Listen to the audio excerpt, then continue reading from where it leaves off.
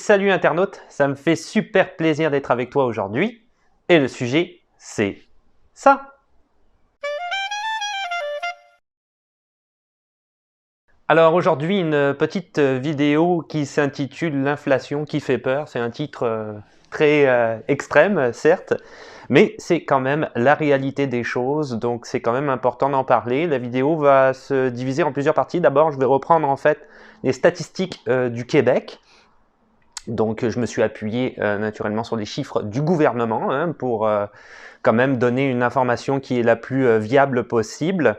Et puis dans un deuxième temps, évidemment, les raisons pourquoi il y a ces chiffres-là à l'heure actuelle au Québec, et je te dirais quelque part aussi quand même dans l'ensemble du Canada, mais je vais plus particulièrement me concentrer sur le Québec, étant donné que ça va quand même intéresser le plus de monde possible, et il aurait été difficile pour moi aussi de faire un portrait de chaque province, mais j'ai quand même regardé, et à titre informatif comme ça très rapidement, oui, l'inflation est quand même très élevée dans toutes les provinces du Canada. Il y en a d'autres où ça l'est moins, comme en Alberta par exemple. Il y en a d'autres où ça l'est plus, comme en Terre-Neuve et Labrador par exemple. Donc, on va voir ça tout de suite. Un petit point peut-être avant de commencer très rapidement, il faut surtout que tu saches que tout ça se base sur la valeur des choses. Donc, il est certain que quand tu immigres, tu as toujours tendance à vouloir te reporter à ce que tu connais, ton expérience, donc ce que tu as vécu dans ton pays. Donc, tu vas nécessairement faire un comparatif entre combien ça coûte ici au Québec ou au Canada, tout dépendant où est-ce que tu vas, et combien ça coûte dans ton pays, que ce soit au niveau de ton salaire, que ce soit au niveau des prix du loyer, de la bouffe, de l'essence, voilà, de la vie quotidienne, je te dirais quelque part. C'est tout à fait naturel, mais il faut quand même que tu gardes en tête que si ton objectif c'est réellement de t'installer ici au Québec, donc à long terme, éventuellement, tu te reposeras plus sur ces valeurs-là. Les valeurs sur lesquelles tu vas te reposer, c'est celles qui sont ici au Québec, parce que tu vas être payé au Québec avec un salaire québécois, un salaire de ton, quand je dis québécois, je veux dire de ton job ici. C'est la vie qui va être la vie quotidienne au Québec. Et si éventuellement tu n'as plus, comment dire, une sorte d'arriéré dans ton pays, c'est-à-dire un compte en banque que tu as dans ton pays et que tu décides de réellement t'installer une bonne fois pour toutes. Parce que tant que tu as de l'argent dans ton pays et que tu peux quand même t'aider, que ce soit de l'argent de ta famille qui te soutient ou de l'argent qui t'appartient, que tu as mis de côté et que tu as un compte en banque par exemple extérieur au pays, ça fonctionnera toujours. Mais à partir du moment où tu vas décider de couper les ponts, c'est là où les difficultés vont probablement arriver vers toi, surtout par rapport à ce dont je vais te parler, c'est-à-dire une augmentation assez sévère, je te dirais, du coût de la vie ici au Québec. C'est donc à garder en tête. Alors pour commencer, on va tout de suite débuter en fait avec les chiffres du gouvernement du Québec. Alors il est certain que ces chiffres sont gonflés par deux facteurs essentiels. Le premier, c'est la pandémie. Alors ça, c'est certain que le confinement a beaucoup touché en fait pour l'augmentation des prix pour plein de raisons différentes. Et donc le confinement, je te dirais même le côté statique quelque part dans certaines entreprises. Donc c'est sûr que bon, ça touche clairement notre vie. Je vais t'expliquer peut-être ça en détail plus après. Et évidemment la guerre en Ukraine. La guerre en Ukraine aussi a considérablement augmenté les chiffres au niveau de l'inflation parce que on dépend comme une grosse partie du monde en fait de l'importation des énergies, le pétrole, etc., le gaz. On parle du gaz russe récemment pour l'Europe par exemple, mais le Canada aussi. Le Canada, il faut te dire qu'on est quand même proche de la Russie, si tu regardes la planète dans l'autre sens. On est juste à côté. Colombie-Britannique, ce côté-là, Alaska, bon, Alaska c'est aux États-Unis, mais je veux dire, la Russie est quand même pas loin. Donc il y a beaucoup d'importations et d'exportations qui s'exécutent au Canada et aux États-Unis par ce biais-là. Donc il est sûr qu'avec la guerre en Ukraine, ça fait une augmentation des prix du coût de l'énergie dû au problème d'importation, tu l'auras compris. Donc au niveau des chiffres, il faut que tu saches une chose, on va partir tout de suite par l'indice des prix à la consommation qu'ils appellent IPC. Donc l'indice des prix à la consommation, il restait stable au Québec, il l'a toujours été, à part en 1991 à cause de la guerre du Golfe. C'était toujours à peu près entre 0%, 0,2%, 1% d'augmentation, jusqu'à même certains mois, puisque c'est par mois, moins 0,2% carrément. Donc on était quand même au niveau du coût de la vie ici au Québec, quand moi j'ai débarqué par exemple en 2003, c'est c'est une sorte d'Eldorado pour nous, quoi. C'est sûr que par rapport, si je prends mon expérience personnelle, par rapport à la France où je ramais essentiellement en 2002, où c'était, quand je ramais, je veux dire, j'exagère un petit peu, mais c'était plus compliqué, quoi, pour payer son loyer, pour la bouffe, etc. Hein. Tout était relativement cher. On arrive ici, on a l'impression que c'était réellement pas cher, y compris en travaillant au salaire minimum à l'époque. Hein. Donc il y avait quand même, ce qui donne une idée, un indice de prix qui était quand même relativement favorable. En 1991, ça a augmenté à 3% et les gens trouvaient que l'augmentation était atroce, quoi. C'était invivable pour eux. Mais ça n'a pas duré parce que c'était uniquement pendant la guerre du Golfe et à cause, essentiellement, tu l'auras compris, de l'exportation des produits pétroliers, du pétrole tout simplement. Hein. Il y a eu un embargo et puis il y a eu, l'autre il a fait flamber ses puits de pétrole. Et puis il y a eu également en fait l'Arabie Saoudite aussi qui avait augmenté le prix du baril à cause de la crise de la guerre, tout simplement. Donc on voit qu'il y avait eu cette augmentation-là de 3% qui avait été vraiment mal acceptée par la population. Alors, les contre-coups du confinement, c'est qu'à partir de mars, on a été confiné ici au Québec à partir de mars 2020, on n'a pas eu réellement d'augmentation de l'IPC, hein, de l'indice du prix à la consommation, pendant ce temps-là, jusqu'en février-mars 2021. Donc, ça a pris à peu près une année, je te dirais, pour qu'il y ait une augmentation qui se fasse sentir.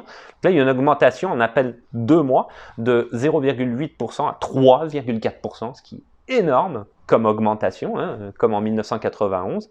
Et malheureusement, depuis février, donc entre février et mars 2022, à cause de la guerre en Ukraine, l'augmentation qui a continué à se poursuivre, donc de 3,4%, on est passé à 4,9% d'augmentation. Et entre février et mars, on est passé à 6% d'augmentation, c'est du jamais vu. Donc ça, c'est dû en fait à deux raisons. La guerre en Ukraine, je viens d'en parler, mais aussi le reconfinement total en Chine. Parce qu'en Chine, ils ont une flambée de la Covid et eux autres, tu sais comment ils fonctionnent, ils lésignent pas avec ça, ils confinent tout le monde. Donc comme nous, en fait, au Canada, aux États-Unis plus particulièrement, on dépend pas mal des produits transformés qui viennent de Chine, c'est-à-dire on délocalise à cause de la mondialisation. Donc on envoie nos matières premières en Chine. Eux, ils diversifient ça en matières transformées et qui nous renvoient. Mais à partir du moment où ils sont entièrement confinés, les containers et tout ça par bateau, ça fonctionne plus, c'est entièrement bloqué et nous, on reçoit plus rien. Donc c'est certain que comme on a besoin des matières transformées, même si par après c'est assemblé au Canada, hein, comme c'est écrit en arrière, c'est quand même transformé en Chine, ça bloque beaucoup les entreprises, d'où l'augmentation des prix aussi.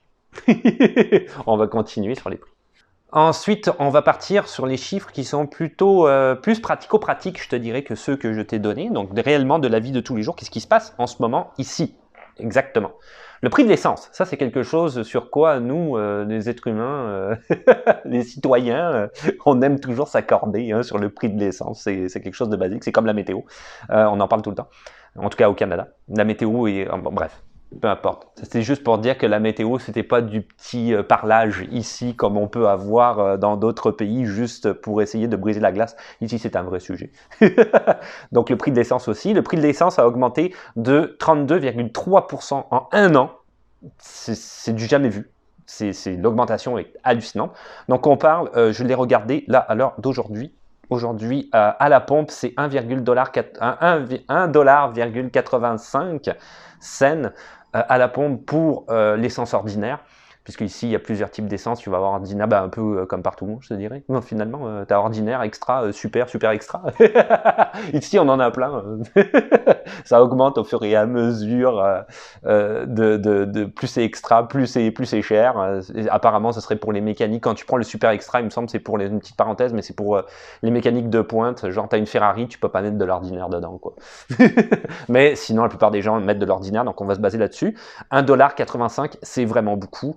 J'ai noté que en fait, à travers le Canada, l'essence a pas mal augmenté un petit peu partout, sauf peut-être en Alberta, mais eux sont des producteurs pétroliers, donc on s'en doute qu'eux, ils doivent payer un petit peu moins cher. Mais pour te donner une idée, à Terre-Neuve, Labrador, c'est 1,93 $, et en Colombie-Britannique, c'est 1,96 $. Donc c'est quand même excessif. Toujours dans le même ordre d'idée, En 2021, donc exactement il y a un an, l'essence était à 1,25 $. Donc, grosse augmentation en un an. Grosse augmentation. Moi, quand j'ai commencé ici, quand je suis arrivé ici, en fait, au Québec, je commençais à conduire, etc., on payait l'essence moins de 1 $ le litre, ce qui était complètement hallucinant. Et les gens râlaient parce qu'ils trouvaient que c'était cher. Et quand c'était vraiment cher, c'était 1,15 $. Donc, tu vois que étant donné qu'évidemment il y a eu une augmentation du coût de la vie, on parle de 2021, 1,25 $, hein, si je reprends ce que je viens de te dire. Donc l'augmentation n'était pas énorme. L'augmentation du coût de la vie, on est arrivé à 1,25 $ en l'espace de 15 ans. C'est pas énorme. 1,85 $ en l'espace d'un an. Ouais, quand même, quoi. L'augmentation du prix de la bouffe, donc je te reprendrai pas les pourcentages parce que ça ne veut pas dire grand-chose au niveau de l'augmentation du prix de la bouffe, mais je vais te prendre mon exemple personnel. Tout a augmenté de manière drastique. Donc moi, quand je fais les courses par semaine, je payais jusqu'à l'heure d'aujourd'hui à peu près entre 220 et 250 $ pour 3 personnes, moi, ma conjointe et mon garçon qui a 9 ans. Donc voilà. 250, c'est quand vraiment je payais excessivement cher parce que là, j'avais décidé d'acheter peut-être des choses un petit peu plus chères que d'ordinaire ou voilà, ce genre de choses-là. À l'heure actuelle, mes courses, je te dirais depuis 6-7 mois, c'est autour de 300-310 $ pour exactement la même chose que j'achète, quoi. Exactement la même chose. Donc une augmentation sur ma facture de 50 à 60 $, ce qui est énorme, énorme, vraiment énorme.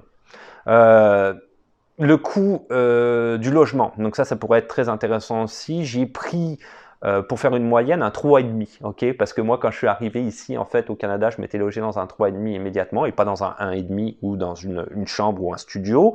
Donc, un 3,5, pour te rappeler, en fait, c'est vraiment, tu as une salle de bain à part, une chambre, petite salle de bain dans mon cas, une chambre, et après, il y avait une pièce commune qui était à la fois salon et kitchenette ou petite cuisine, si tu veux. Donc ça, c'est un 3,5, d'accord? Donc à 4,5, tu vas avoir une chambre supplémentaire, pour te donner une idée. Et puis ensuite, bon, ben, tu as le studio et puis la chambre, donc ça, tu sais ce que c'est. Le studio, en général, tu vas avoir les toilettes avec, et la chambre, souvent, les toilettes sont sur le palier, comme à Paris. Ce qui était cool à Paris, les toilettes sur le palier que tu partages avec tout le monde, c'est jamais fun. Donc, peu importe. Pour revenir à ça, un 3,5 sur l'île de Montréal, à l'heure actuelle, le prix moyen d'un 3,5 moyen, hein, puisque ça va dépendre en fait des quartiers, c'est clair, c'est pas le même prix sur le plateau que sur Hochelaga, mais on va revenir là-dessus plus en détail. 1242 $ pour un 3,5. Et pour te donner une idée aussi, ce qu'ils appellent la capitale nationale, donc la ville de Québec, 992 $ pour un 3,5, ok. Donc, la différenciation que je voulais faire justement entre Hochelaga, qui est un quartier qui est en train de se gentrifier. Donc, c'était un quartier qui était, j'en avais parlé d'ailleurs dans une des dernières vidéos si tu as suivi sur mon compte Twitch, mais c'était un quartier qui, à l'époque, était moins cher, pas défavorisé, mais moins cher que les autres, et à l'heure actuelle, les artistes qui étaient sur le plateau ont été poussés en fait par la communauté française, hein, les PVT, qui ont pas mal pris le plateau et mis le hand en haut, qui ont gentrifié au complet la place, qui ont poussé les personnes âgées aussi. Il y avait des bingos à l'époque sur le plateau, il n'y en a plus à l'heure actuelle. Donc les artistes qui étaient sur le plateau ont dû se déporter, je te dirais, un petit peu volontairement quelque part, parce que c'est beaucoup trop cher pour eux le plateau à l'heure actuelle, à Hochelaga, qui donc progressivement est en train de se gentrifier et qui du coup, comme est en train de se modifier un petit peu à l'européenne, hein, quelque part, attire les Français qui vont également s'implanter de plus en plus à Hochelaga. Ça continue. Donc Hochelaga, qui est quand même moins cher mais plus abordable, 1072 $ pour un 3,5, ce qui est quand même voilà, mieux que je te dirais 1242. Et pour te donner une idée, du coup, le plateau, Mont-Royal, 2000 $ pour un 3,5. Donc, 2000 $ sur le plateau, c'est le double, hein, presque, de Hochelaga Maisonneuve pour le même appartement, quoi. Ça, c'est la gentrification qui a eu lieu, en fait, avec les Français, étant donné qu'il y a beaucoup de PVT. J'ai rien contre le PVT, c'est absolument pas ça. Je parle du phénomène de gentrification, ok? Ça n'a rien à voir avec les gens. Les gens, évidemment, ils vont là où leur intérêt les porte, ce qui est normal. Donc, il y a beaucoup d'étudiants, que les parents financent les études, qui ont quand même relativement beaucoup d'argent. Et pour ces Français-là, qui, pour certains, vivaient à Paris ou dans des zones peut-être plus chères en France, qui étaient habitués à certains prix, 2000 $, pour eux, c'était pas cher. Parce que, évidemment, comme je le disais en début de vidéo, ils se basent sur combien ça coûte en France, étant donné qu'ils ne gagnent pas leur vie nécessairement ici. Donc c'est sûr que pour eux, ça a un impact. C'est la vie qu'on gagne en France et on paye ici au Canada. Sauf que pour les gens qui vivent au Canada ou au Québec ou à Montréal plus particulièrement, 2000 $ pour un 3,5, c'est impossible, quoi. C'est littéralement impossible. Tu peux pas payer ça, surtout quand tu vas 3 rues plus loin et tu as 1000 $ de moins. Je veux dire, la plupart des gens vont préférer aller 3 rues plus loin. Il y a le métro, les transports en commun, c'est bien plus facile de se déplacer à Montréal. Pourquoi se faire chier? Pour te donner un ordre d'idée, moi, j'avais pris un 3,5 à René-Lévesque, donc coin René-Lévesque et je me souviens plus du nom de la rue. C'est là où il y avait rue Baudry, René-Lévesque et Baudry, donc quand même proche du centre-ville. Et c'était 575 $ par mois pour un 3,5. Certes, c'est pas la même chose. On était en 2003. Bon, voilà, c'était quand même il y a longtemps. Faut te dire que le salaire minimum à l'heure actuelle, il va être augmenté au mois de mai pour donner un ordre d'idée à 14,25 $. À l'époque, moi, le salaire minimum était à 7 $ et quelques. Je pense que c'était 7,25 $ ou 7,45 $. Donc, c'était clairement pas le même niveau de vie non plus, hein. C'est certain que ça va avec le niveau de vie. Mais bon, c'est une petite parenthèse pour te donner une idée. Le prix du logement, on voit que c'est excessivement cher. Ça fait la une des manchettes partout, au niveau des partis politiques notamment, qui demandent d'ailleurs au gouvernement d'essayer de faire quelque chose pour aider les gens à se loger plus convenablement, parce que ça devient exorbitant, ça n'a plus aucun sens. Alors, parallèlement à ça, tu as quand même, on continue sur le logement, diminution du prix de l'hypothèque de moins 6%. Ce qui est très bien pour des gens comme moi qui sont propriétaires, n'est-ce pas? On est propriétaire d'un petit condo, on n'est pas propriétaire non plus d'un château, mais c'est quand même intéressant. La différence, je te l'avais dit aussi pour ceux qui ne savent pas, entre condominium et appartement, c'est qu'on a des frais de condo qui équivalent à des frais de copropriété. Okay, c'est la seule différence. Donc la plupart du temps, c'est des condos parce qu'on a toujours des frais de copropriété. C'est pour ça que ça s'appelle condo. Par contre, le prix des condos, donc des maisons, a augmenté, mais de manière hallucinante aussi, en même pas un an. En même pas un an. Hein. L'immobilier a flambé. Maintenant, tu ne peux plus rien acheter, c'est quasiment impossible. Donc, je vais te donner un ordre d'idée. Mon appartement ici, on l'a acheté 164 000 $, okay, avec les taxes, qui est quand même pas si mal. C'est un 4,5 sur 2 niveaux. Donc, on a une pièce commune, cuisine, salon, avec une petite toilette en haut. Et en bas, on a 2 chambres, une salle de bain. Okay. Donc, c'est quand même, et on a un parking extérieur. Donc, c'est quand même relativement convenable. On est à 2 minutes de la gare de train de banlieue à pied, donc qui elle-même d'ailleurs est à 20 minutes de Montréal quand tu prends le train, en étant confortable dans le train. Donc, c'est quand même, je pense, un bon deal. On est juste à côté du parc nature, j'en avais déjà parlé.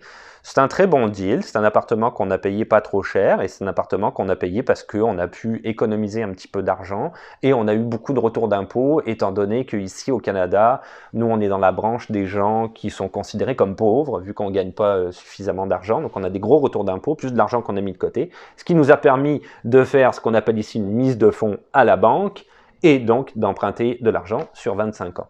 Cet appartement-là, à 164 000, j'ai regardé d'autres appartements ici dans les environs, donc vraiment dans mon quartier à côté, exactement la même surface, la même configuration.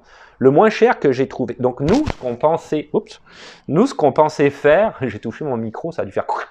Nous, ce qu'on pensait faire, c'est éventuellement, si on le revendait, le vendre autour de 180 190 000, évidemment avec l'augmentation progressive du coût de la vie, ce qui est normal, l'immobilier augmente avec. Donc, d'ici X nombre d'années, peut-être 200 000 maximum si c'était dans longtemps, ok, mais c'est à peu près ça l'idée qu'on avait sur, dans quoi, peut-être 10 ans, 15 ans, je sais pas, quelque chose comme ça, ok. On parle pas de demain. Et du coup, j'ai regardé le prix des appartements dans le coin. Alors voilà, le moins cher est à 265 000 $, exactement la même configuration qu'ici.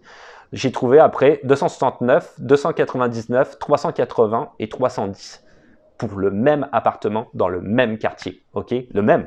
Donc ça veut dire qu'il n'y a aucune différence au niveau du quartier, au niveau de la zone géographique ou au niveau de la manière dont on est desservi. C'est des appartements qui sont à 4-5 mètres de distance de où j'habite, quoi. C'est grave.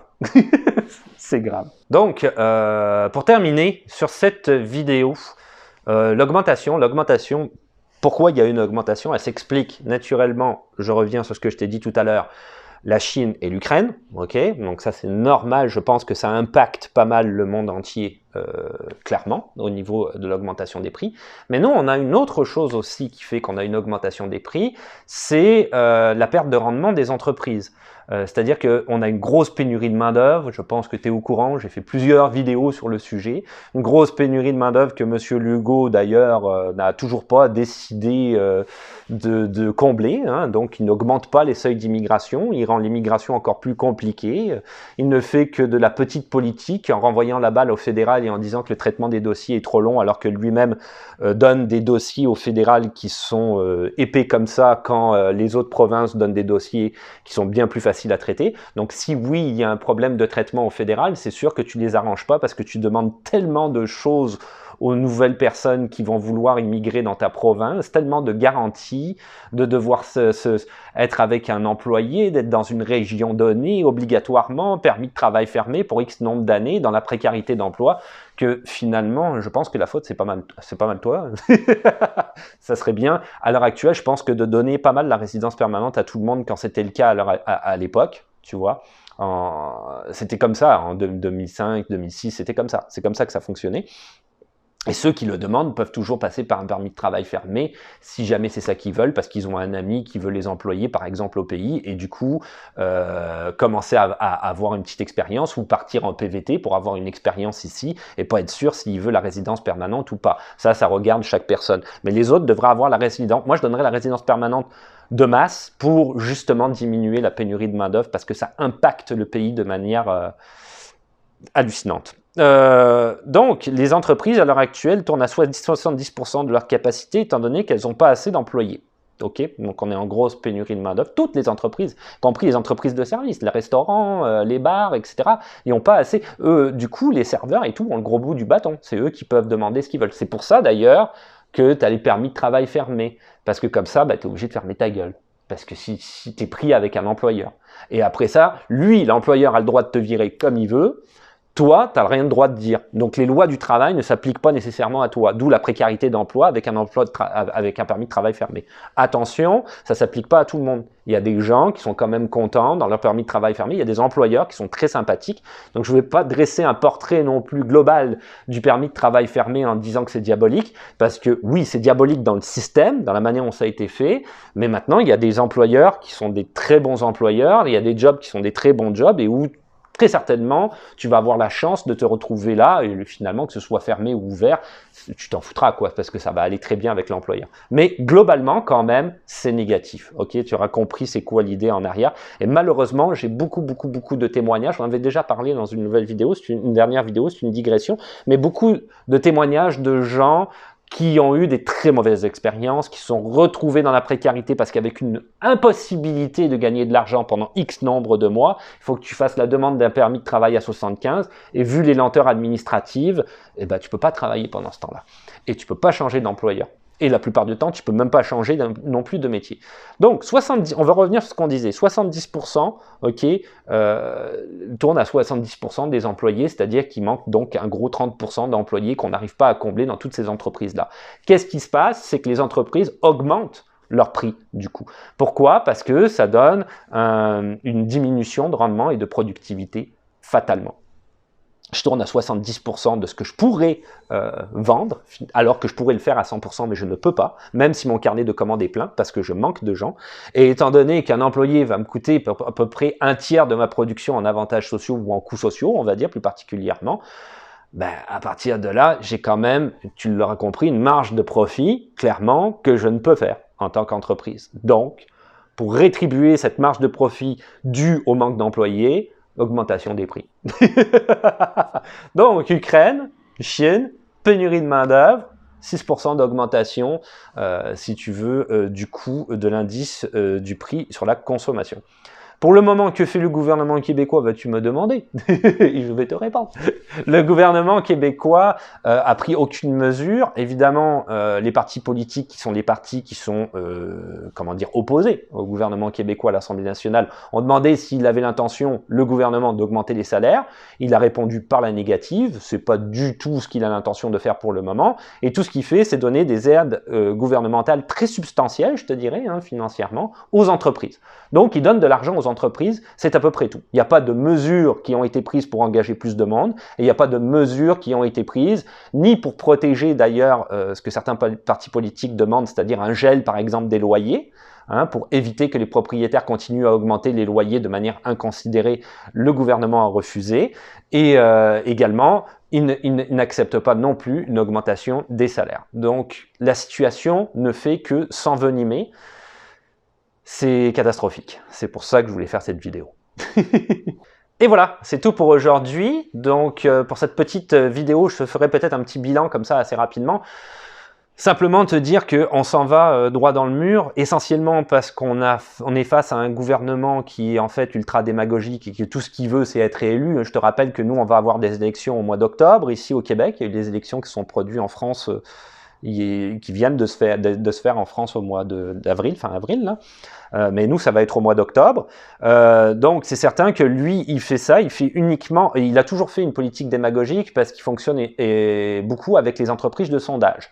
Lui, Monsieur Legault a jamais mis autant d'argent dans les entreprises de sondage que n'importe quel autre Premier ministre au Québec. Donc, il regarde comment les gens l'aiment bien. Et il fait des choses par rapport à comment les gens l'aiment bien, et surtout les entreprises, parce que c'est ses grands copains, les grandes entreprises. On protège les grandes entreprises et pas les petits salariés. Sauf que les petits salariés sont plus nombreux quand même dans la masse. Et un petit salarié, il faut te dire que c'est aussi un consommateur. Hein. Donc, s'il ne consomme pas, parce que tu ne donnes pas assez d'argent ou d'avantages sociaux, ou si tu n'enlèves pas de la précarité d'emploi, ben ton pays, il s'en va dans le trou. Hein. Tu as beau donner de l'argent aux grosses entreprises, s'il n'y a personne pour acheter...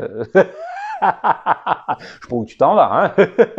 Donc, on en est rendu là. Ça va pas en s'améliorant, honnêtement. Ça va pas en s'améliorant. Si je te donne les intentions de vote, c'est malheureusement en faveur du gouvernement qui est en place à l'heure actuelle. Donc, il y a de fortes chances qu'il soit réélu. Maintenant, c'est des statistiques, c'est des sondages. Est-ce qu'on peut se fier aux sondages? Je ne sais pas. Je ne peux pas te dire. Mais si on se fie aux sondages, a priori, il serait réélu. A priori. Bon, s'il n'est pas réélu, les autres partis qui sont en face et qui pourraient être réélus sont des partis conservateurs. Donc, ce sont des partis, il y en a un entre autres, le parti, oui, il y en a un entre autres, conservateur. Donc, si ce parti-là est réélu, ça va être pire comme politique que ce qu'on connaît maintenant, parce qu'ils veulent encore plus serrer la vis, ce qui est complètement contre-productif d'un point de vue économique. Donc moi, le conseil que je te donne, sachant ça, et voyant un petit peu le portrait économique et social qu'on a à l'heure actuelle ici au Québec, et plus particulièrement peut-être aussi au Canada, bien que M. Trudeau au Canada fait quand même beaucoup de politique sociale, parce qu'il le voit, on est obligé. Je ne suis pas absolument pas socialiste, c'est pas ça mon point. Je ne suis pas en train de donner mon avis politique. Mais la politique sociale qu'il fait est obligatoire étant donné la pandémie, le confinement. Je dis, les gouvernements sont obligés d'aider les gens parce qu'on en chie. faut dire ce qui est. Donc, c'est d'où la politique sociale. Tu veux pas que ta nation meure, quoi, tu sois plus capable de se sustenter parce qu'à un moment donné, ben, ton économie, elle flanche. Donc, ils sont obligés d'être sociaux. Ok. Donc, le reste du Canada, il y a quand même M. Trudeau qui essaye de faire quelque chose. Évidemment, le Québec est toujours un petit peu hermétique à tout ce qui est fédéral, hein, mais ça, ça va un petit peu, si tu veux, avec l'historique de la province. Quelque part. Donc il y a un petit peu cette idée-là. Moi, ce que je te donnerais comme conseil, c'est que voilà où est-ce que tu vas t'en aller. Il y a une augmentation des prix qui est quand même là. La situation mondiale n'a pas l'air de s'arranger, surtout au point de vue de la pandémie et comme je te disais, au niveau des problèmes qu'on peut avoir pour les produits transformés qui viennent de Chine ou autres. Ok. La pénurie de main-d'œuvre qui n'est pas là pour diminuer parce que la politique du Québec est toujours pareille au niveau de la politique de l'immigration qui reste une politique qui est quand même très démagogique et qui ne renforce absolument pas du tout D'ailleurs, non plus, je te dirais, la manière dont la prospérité au niveau des jobs et au niveau des régions, plus particulièrement. Ça ne fonctionne pas nécessairement tant que ça. La plupart des gens, ils ont regardé en termes de statistiques, quand ils finissent le permis de travail fermé, soit ils dégagent du Québec, soit ils viennent à Montréal. Ils ne restent même pas dans les régions. Certains le font. Encore une fois, c'est général, c'est un gros chiffre. Évidemment que certains le font, mais beaucoup vont faire ça. Donc finalement, ça ne fonctionne pas en tant que tel. Donc mon conseil serait peut-être, si tu as réellement l'intention de venir t'installer ici à très long terme, et pas d'essayer, parce qu'il y en a qui peuvent essayer aussi, de peut-être réfléchir à ce projet-là. Surtout à l'heure actuelle, où c'est encore plus compliqué, avec les délais administratifs que tout le monde connaît, voilà, ça te coûter cher pour venir immigrer ici, dans un pays qui finalement sera peut-être pas mieux que le pays d'où tu viens. Il est là le petit point, quoi, tu vois. Donc c'est à toi à peut-être réfléchir encore plus davantage, je dirais, à l'heure actuelle, à ton projet d'immigration et qu'est-ce que tu veux faire. Maintenant, si tu as l'intention, comme je viens de le dire il y a 2 secondes, de simplement tester le coup, ben oui, évidemment, tente le coup, regarde par toi-même, on est toujours mieux servi que par soi-même. Donc regarde par ta propre expérience, qu'est-ce que tu vis ici, regarde par ta propre expérience, quand tu es au pays ici, où est-ce qu'on s'en va au niveau de l'augmentation des prix, comme j'en parlais, et de dire, bah non, finalement, ça vaut pas le coup, ou oui, ça vaut le coup. Ça dépend aussi de ton pays d'origine, hein, c'est toujours pareil. C'est peut-être plus encore la misère dans ton pays d'origine qu'ici. Donc c'est sûr qu'il faut comme comparer. Mais là, on s'en va vraiment dans une augmentation des prix et c'est pas fait pour ralentir, honnêtement. L'augmentation de 4,9 à 6% en un mois, c'est gigantesque. Hein. Donc c'est pas fait pour s'améliorer la situation, hein, clairement pas. Donc c'est à toi de voir. Je sais qu'il y a beaucoup de monde qui vont en Irlande du Nord, par exemple. Énormément de monde. Paraît-il que c'est vachement bien l'Irlande du Nord. Ou en Suède, ou même en Norvège, dans ces pays-là. Paraît-il que c'est des pays qui sont très favorables pour l'immigration et qui t'aident beaucoup pour t'immigrer, même pour apprendre une autre langue. Ils te payent même pour apprendre une autre langue. Donc c'est quand même relativement cool. Donc peut-être de voir qu'est-ce que tu vas faire dans ton projet d'immigration et d'être sûr. Je termine là-dessus. Si c'est pour tester, tu peux le tester, il n'y a pas de problème. Si tu as de l'argent pour ça, si tu veux venir en PVT, si tu veux juste tester avec un permis de travail fermé pour 1 an ou 2, bien sûr, il n'y a pas de souci. Si c'est pour un projet, comme je viens de dire, réellement à long terme, parce que tu t'envisages la résidence permanente, tu envisages de couper tous les ponts avec ton pays d'origine, là, il faudra peut-être que tu y penses. Ok ? Il faudra peut-être que tu y penses. Voilà, je terminerai là-dessus. Petite conclusion rapide, donc questions, suggestions. Dans les commentaires, comme d'habitude, n'oublie pas de donner ton avis, ton opinion, ça compte toujours, l'opinion compte toujours, il n'y a pas de souci, il n'y a aucun problème avec ça, je prends toutes les opinions. J'ai vu récemment, il y a plein d'opinions qui sont relativement négatives, mais c'est pas grave. Tout le monde a le droit à son opinion et je le comprends tout à fait. Il y a pas de... Pour moi, elle est négative. Pour la personne qui donne son opinion, elle est positive. Et c'est moi qui ai une opinion négative. On a chacun le droit à son opinion. Après ça, bon, le petit pouce bleu, t'abonner, tatati, tatata. Compte TikTok, hein, compte Twitch, tu vas trouver ça, compte Instagram, tu vas trouver ça dans la description de la vidéo si ça t'intéresse de m'entendre parler un petit peu plus. Déjà que je parle pas mal. Et puis on se dit à la revoyure. Ciao. Bye. C'était politique aujourd'hui un peu. Je m'attendais pas à ça. Je n'étais pas parti pour faire de la politique à la base.